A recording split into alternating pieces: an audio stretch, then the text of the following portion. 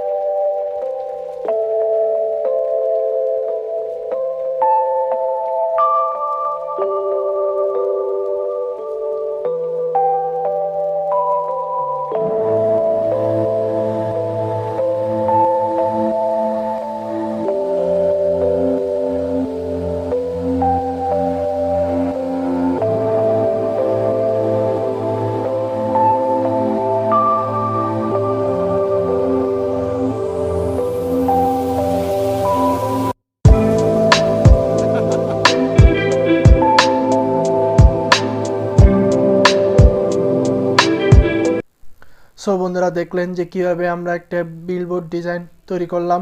তো এরকম billboard design তৈরি করতে হলে কিন্তু আপনাদের অবশ্যই আমার যে ভিডিওগুলো আছে সেই ভিডিওগুলো আপনারা ভালো মতো দেখবেন এবং